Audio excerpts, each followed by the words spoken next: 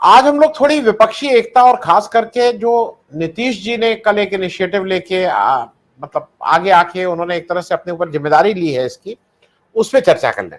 हालांकि कल से इस पर बहुत चर्चा हो चुकी है, लेकिन मेरे ख्याल में नीतीश जी जब से जनता दल से निकले और उन्होंने समता पार्टी बनाई, उसके बाद ये उनका अपने द्वारा अभी तक का सबसे बड़ा प्रयास है।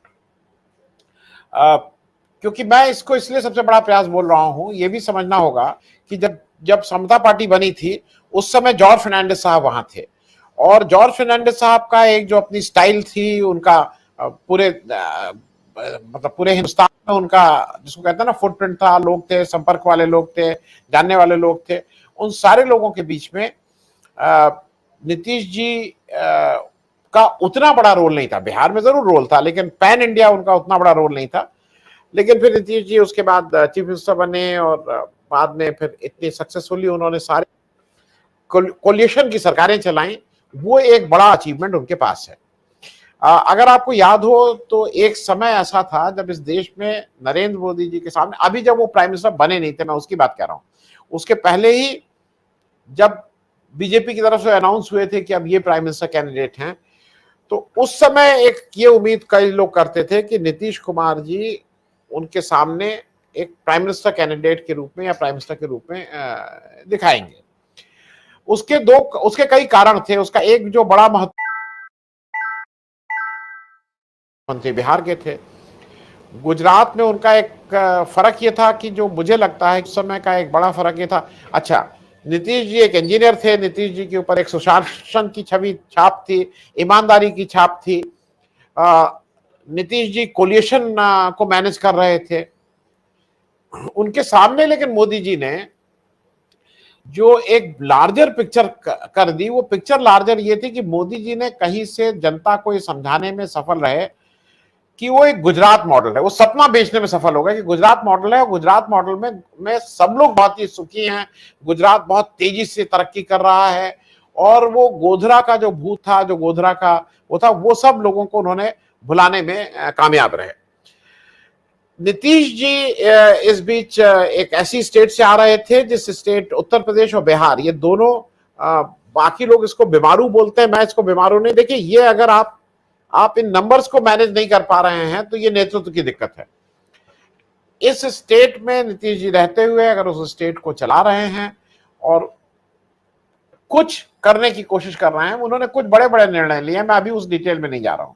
अभी हम लोग चूंकि आज बात केवल विपक्षी उसकी कर रहे हैं, तो उसको रिस्ट्रिक्ट वहां रख रहे हैं। तो अब चीजें बिल्कुल क्लियर हो गई हैं। नीतीश जी ने जो खास करके 4 और प्लस 2 और रखे 6, ये 6 लोग जिनको लेके थोड़ी दिक्कत थी विपक्ष में, एक दूसरे से वो मामला तय नहीं हो पा रहा था। और मुख्य बात ये थी कि वो कांग्रेस के साथ वो असहज थे। कांग्रेस के साथ असहज होने का कारण ये था कि उन्होंने स्टेट में कांग्रेस और वो आमने सामने लड़ रहे थे। नीतीश जी ने एक अपनी तरफ से एक जिम्मेदारी लेके और कांग्रेस के साथ बातचीत करके तय ये किया गया है कि ममता बनर्जी जी, केजरीवाल साहब, केसीआर साहब और अखिलेश यादव जी, ये 4 लोग कांग्रेस के साथ बहुत सहज नहीं है। हालांकि इसमें कुछ लोग कांग्रेस से ही निकले हुए हैं, कांग्रेस से क्यों असहज है ये एक हफ्ते में विषय है। अखिलेश यादव तो कांग्रेस के साथ चुनाव लड़ चुके हैं, ममता जी तो कांग्रेस से ही निकली हुई। लेकिन खैर, फिलहाल अब एक वाया मीडिया ये मिला है कि जिसमें नीतीश जी इन लोगों से साथ बातचीत करेंगे। और मुझे बिल्कुल ठीक से लग रहा है 89 में भी इसी तरह का एक नेशनल फ्रंट बना था। एक तेलुगु देशम के उस समय जो हमारे अध्यक्ष थे, उसके चेयरमैन वीपी सिंह, मतलब एक नए तरह का वो हुआ था। और एक तरफ से बीजेपी से भी उन्होंने वार्ता की थी और दूसरी कम्युनिस्ट से भी की थी।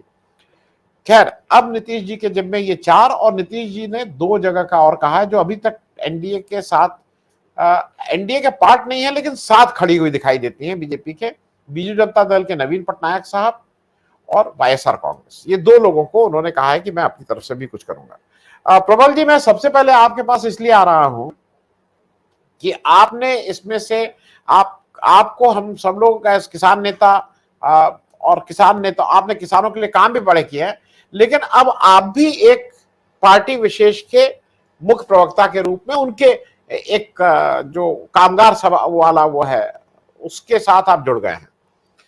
ये जो अरेंजमेंट हुआ है, ये अरेंजमेंट दोनों लोगों को सूट कर रहा है, कांग्रेस को भी सूट कर रहा है, नीतीश जी को भी सूट कर रहा है और विपक्ष के बाकी लोगों को भी सूट कर रहा है। मैं पहले ही बात बता दूं क्योंकि आपका एक अपना व्यू था, लेकिन कल नीतीश जी ने जो सबसे पहला काम किया, जो सबसे मुश्किल काम था, कि वो अरविंद केजरीवाल के यहां मिले और कम से कम कैमरे के सामने तो अरविंद केजरीवाल ने बोला कि जो नीतीश जी कर रहे हैं हम लोग इनके साथ हैं। पहली टिप्पणी मैं आपसे ले रहा हूं कि ये प्रयास थोड़ा अब कुछ आपको लगता है कि एक किसी पॉजिटिव दिशा में चल रहा है? प्रबल जी, जी चलिए। नमस्कार, हो गया।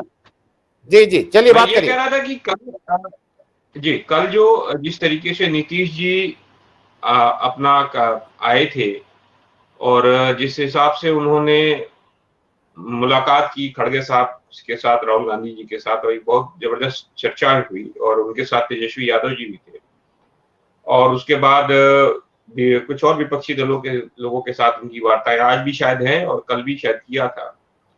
मुझे लगता है कि कल संयुक्त विपक्ष की ओर एक कोशिश होनी शुरू हो गई है और ये लड़ाई सीधे सीधे अब डेमोक्रेटिक फोर्सेस वर्सेस जो है नॉन डेमोक्रेटिक फोर्सेस के बीच में है। एक तरफ फासिस्ट ताकतें हैं और एक तरफ डेमोक्रेसी को चाहने वाले लोग हैं। तो जो जो लोग डेमोक्रेसी को चाहने वाले लोग होंगे वह सारे लोग एक तरफ होंगे और उसमें कांग्रेस पार्टी एक्चुअली डेमोक्रेसी उसका जो स्ट्रक्चर है, जो उसका काम करने का तरीका है, जो इनबिल्ट है उसमें डेमोक्रेसी, क्योंकि वो आजादी के आंदोलन से आई हुई पार्टी है और बहुत सारी चीजें उसने की हैं और देश को बिल्टअप करने में भी उसका सबसे महत्वपूर्ण स्थान है। तो इस देश के इंस्टीट्यूशंस को कांग्रेस पार्टी तो अपने आंखों के सामने खत्म होते हुए नहीं देखेगी और इसके लिए कांग्रेस पार्टी ने जो पहल की है, जिस हिसाब से हमारे अध्यक्ष खड़गे साहब ने और राहुल गांधी जी ने जो पहल की और नीतीश कुमार जी से बात हुई और उसके बाद जो नीतीश कुमार जी निकले हैं, लोगों से बातचीत कर रहे हैं, ये अच्छी पहल है और मुझे लगता है कि इसके सकारात्मक चीजें होंगी। देखिए 7 पार्टियां वैसे भी बिहार में जेडीयू, आरजेडी और लेफ्ट और कांग्रेस मिलकर सरकार चला ही रहे हैं, वहां पर चल रही है सरकार और अच्छे तरीके से चल रही है और तमाम सामाजिक मुद्दों को भी छुआ जा रहा है। यहाँ तक जातिगत जनगणना के विषय पर भी वहां पे कार्य हो रहा है जिससे नरेंद्र मोदी जी भागते हैं और तो मुझे लगता है कि इस दिशा में एक पॉजिटिव रूप से काम हो रहा है और मुझे लगता है ये सकारात्मक कल से माहौल जो है और सकारात्मक हुआ है। जो राहुल गांधी जी की यात्रा थी, भारत जोड़ो यात्रा, जिस हिसाब से उससे एनर्जी निकली थी, उस एनर्जी से डरते हुए और जब वो सवाल उठाया उन्होंने अडानी के विषय में, नरेंद्र मोदी के विषय में, जिस तरह से उनकी संसद सदस्यता छीनी गई, उसके बाद उनके बंगले को छीना गया और ये सब चीजें जनता देख ही रही है और मुझे लगता है कि अब सब सारे विपक्षी दल जो भी डेमोक्रेसी में उनके विश्वास होगा वो सारे लोग एक साथ होंगे और जो लोग फासिज्म के साथ होंगे, जो गोडसेवादी होंगे, वो नरेंद्र मोदी जी के साथ होंगे। अब लड़ाई गांधीवादी और गोडसेवादी के बीच में है और जेडीयू भी और जो समाजवादी लोग हैं वो भी गांधीवादी है, वो भी समाजवादी लोग हैं और कांग्रेस पार्टी को भी माना जाता है कि वो गांधीवादी और समाजवादी रास्ते पर ही चलती रहती है, उसका इनबिल्ट है। तो ये सारे लोग अलाइन होंगे, उसमें कोई दिक्कत नहीं है और मुझे लगता है कि ये लड़ाई अब धीरे धीरे और धार इस पे और मजबूत होगी और आप देखेंगे इसी तरह स्टॉलिन ने भी, एम के स्टॉलिन जो मुख्यमंत्री हैं तमिलनाडु, उन्होंने भी कोशिश की थी, काफी संगठनों नेताओं को, विपक्षी दलों के नेताओं को इकट्ठा किया था उन्होंने भी और जातिगत जनगणना के विषय पर उन्होंने भी बातचीत की थी, उसमें भी बहुत सारे दल गए थे। मुझे लगता है कि नई रूपरेखा बन रही है और इसीलिए आप देख रहे हैं घबरा घबरा के नरेंद्र मोदी जो है उनके बयानात भी देखिए और इस तरह की कोशिशें भी वो कर रहे हैं और रामनवमी के दिन जो इस पूरे हिंदुस्तान के कई महत्वपूर्ण राज्यों में दंगा कराने की कोशिश की गई थी जहां पर भारतीय जनता पार्टी कमजोर है, जैसे बंगाल है, बिहार है और महाराष्ट्र है, खासकर इन 3 राज्यों में तो कोशिश की गई कि दंगे हो जाए और दंगा विफल हो गया, जनता ने दंगे में शामिल होने से इनकार कर दिया। तो मुझे लगता है कि भारतीय जनता पार्टी के लिए ये बड़ी चिंता का सबब होगा और एक और चीज है कि देश के लिए नए परिवर्तन की ओर जाने का, मुझे लग रहा है कि नए परिवर्तन की ओर जाने का एक रास्ता खुला है और कल की मीटिंग उसी के संदर्भ में मैं एक ही पहल देखता हूँ।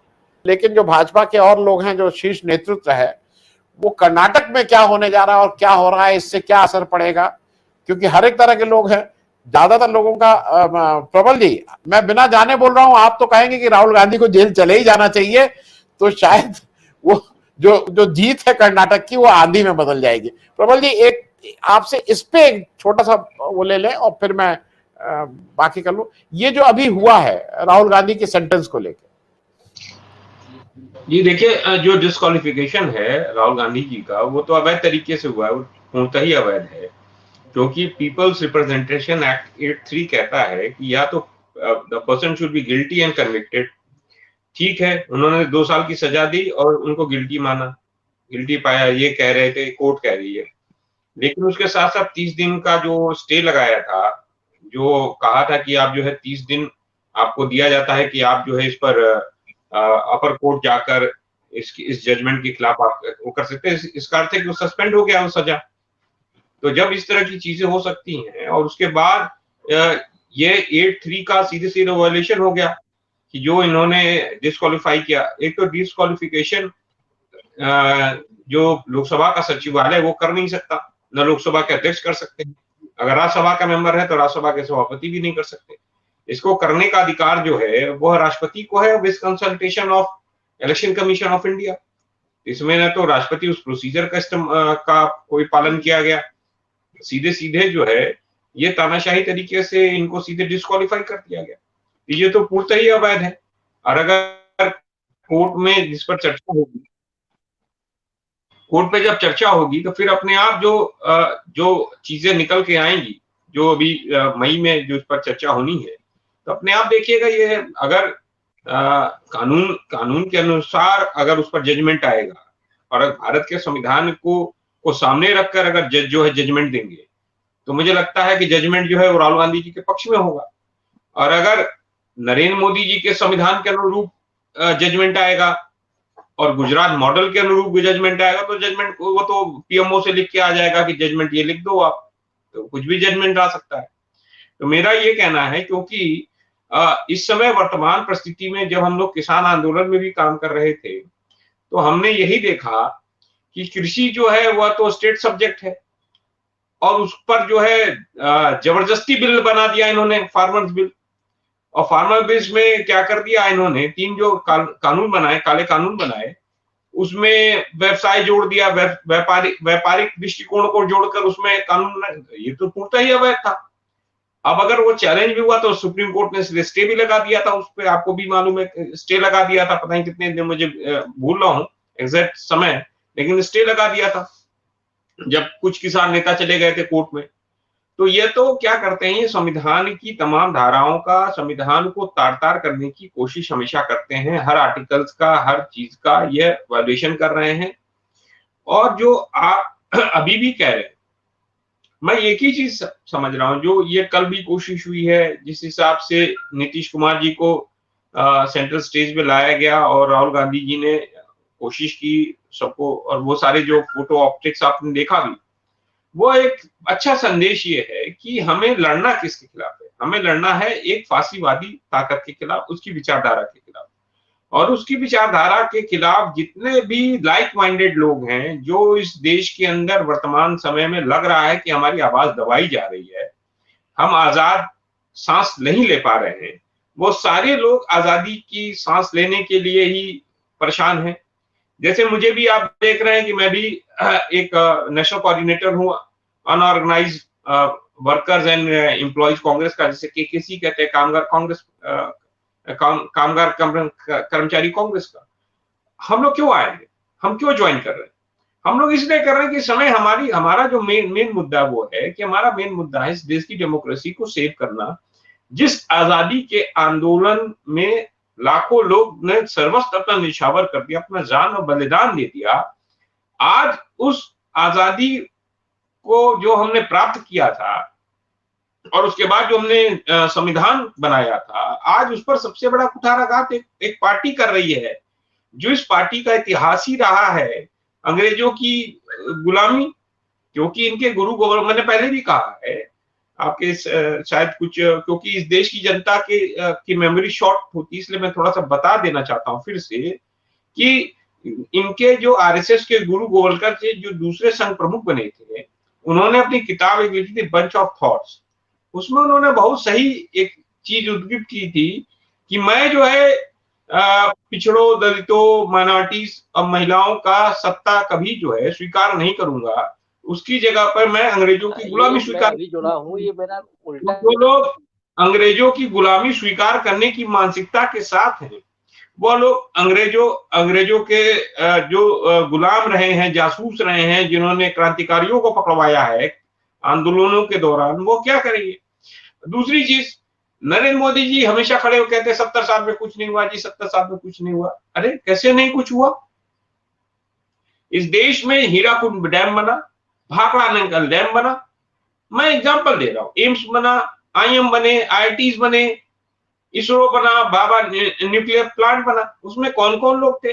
इस देश जो है, जब अंग्रेज थे तो कृषि रूप से भी उसकी खाद्यान्न की कमी थी। आज जो है खाद्यान्न में सरप्लस है। इस देश के जितने भी सड़कें बनी हैं, जितनी भी चीजें, उसमें इंजीनियर्स और मजदूरों ने काम नहीं किया। जो डैम्स बने थे, इंजीनियर्स और मजदूरों ने, साइंटिस्टों ने काम नहीं किया। जो बाबा न्यूक्लियर प्लांट, उसमें डॉक्टर होमी बाबा हो, या इसरो के साराभाई जी हों, या स्वामीनाथन जी हों, हरित क्रांति के जिनको जनक कहा जाता है, उन सबकी योगदानों को आपने खत्म कर दिया। जो खून और पसीने जो लगा है इस देश के इन सब चीजों को बनाने में, आपने एक झटके में कह के खत्म कर दिया। तो नरेंद्र मोदी जी जिस तरीके से अपमान कर रहे हैं इस देश का, इस देश के मजदूरों का, किसानों का, संगठित कामगारों का जिस तरीके से अपमान किया, वो उस पर केस नहीं चलना चाहिए। नरेंद्र मोदी जी ने जिस तरीके से अवैध तरीके से बिना सोचे समझे लॉकडाउन लगा दिया कोरोना काल में, करोड़ों लोग विस्थापित हुए। मुझे लगता है उतने ज्यादा लोग तो भारत और पाकिस्तान के बंटवारे में विस्थापित नहीं होकर सड़कों पर घूमे होंगे, जितना उस कोरोना काल में लोग विस्थापित होकर, करोड़ों लोग महानगरों से, देश के महानगरों से विस्थापित होकर अपने गांव में गए।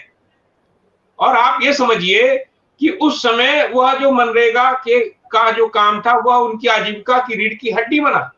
आज जिस मनरेगा को नरेंद्र मोदी जी ने संसद में, जिस मनरेगा योजना का उपहास उड़ाया, कहा ये कांग्रेस की विफलताओं का परिणाम है, आज उस समय 2020 और 21 में यही मनरेगा जो है उन करोड़ों कामगारों के लिए एक आजीविका का साधन बना। और आज आपने क्या कर दिया? उस मनरेगा के बजट को घटा दिया। आपने 50% कमी कर दी। जो 100 दिन की गारंटी थी कामगारों के लिए, जो मनरेगा के कामगार थे, आज जो है वो औसतन 20 से 25 दिन, 30 दिन ही उनको काम मिल रहा है और उनको पेमेंट भी नहीं मिल रही। और बहुत सारे आपने उसमें ऐसी ऐसी चीजें करनी है कि मनरेगा के मजदूरों को काम ही नहीं मिला। इसलिए हम लोग केकेसी के लोग 25 अप्रैल को जंतर मंतर पे मनरेगा बचाओ कार्यक्रम करने जा रहे हैं, धरना प्रदर्शन करने जा रहे हैं, जिसमें देश के तमाम मनरेगा मजदूर, एक नेशनल कॉल है जिसमें सारे एक्टिविस्ट और सारे लोग आ रहे हैं। ये मैं बताना। ठीक है।